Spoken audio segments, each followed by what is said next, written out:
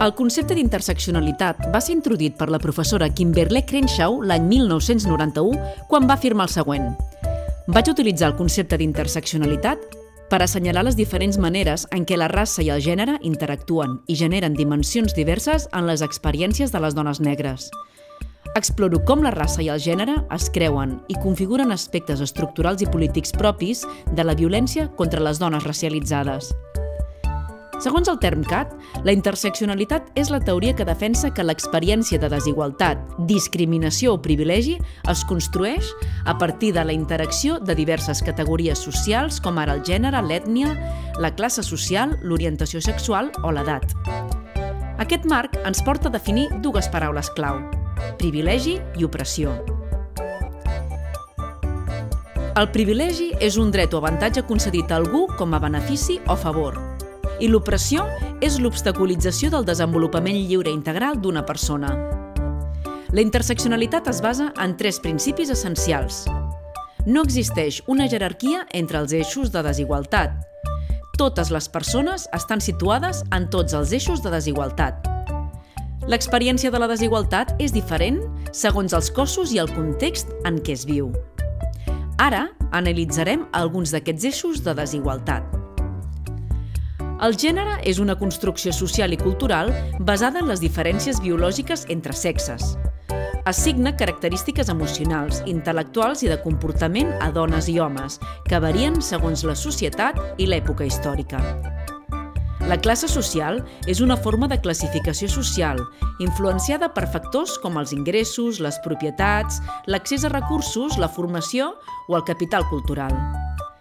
El classisme comporta prejudicis i discriminacions basades en la pertinença a una classe determinada, mentre que la porofòbia és una forma específica de discriminació cap a les persones pobres o la pobresa en general. Una ètnia es defineix per característiques culturals pròpies, com la llengua, l'origen, les diferències religioses o polítiques. Aspectes a considerar. L'origen inclou factors com la nacionalització o la migració.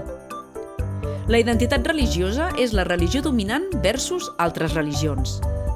I l'etnicitat és la blanquitud com a norma versus la racialització. La racialització és el procés pel qual es percep un grup com a inferior, generant formes específiques de discriminació segons l'ètnia, el color de la pell o la cultura.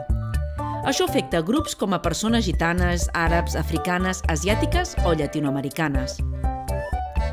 La ruralitat fa referència als fenòmens socials propis d'entorns culturals, sovint associats a aïllament per falta de comunicació o recursos, especialment quan s'intersecciona amb altres eixos d'opressió com el gènere o la diversitat funcional. Aquest fet contrasta amb les possibilitats d'interacció i suport que ofereixen les zones urbanes. L'edat també pot ser un eix de discriminació. L'edadisme és la discriminació subtil però generalitzada contra les persones grans, que suposa una vulneració dels seus drets.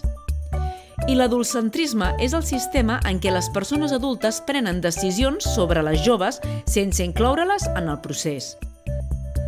Les condicions de salut específiques poden generar discriminació. La serofòbia és la discriminació contra persones amb el VIH.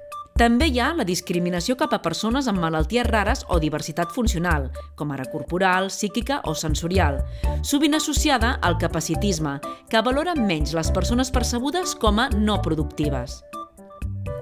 I per què parlem nosaltres d'interseccionalitat? Quina és la relació entre soledat i interseccionalitat? Parlar de soledat implica reconèixer la diversitat de contextos i experiències. Cada persona la viu segons els seus projectes vitals i determinants socials.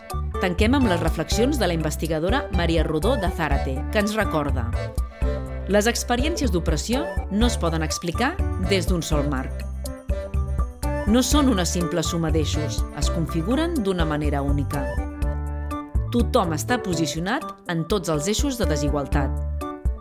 Simultàniament, són privilegiades en alguns eixos i oprimides en d'altres.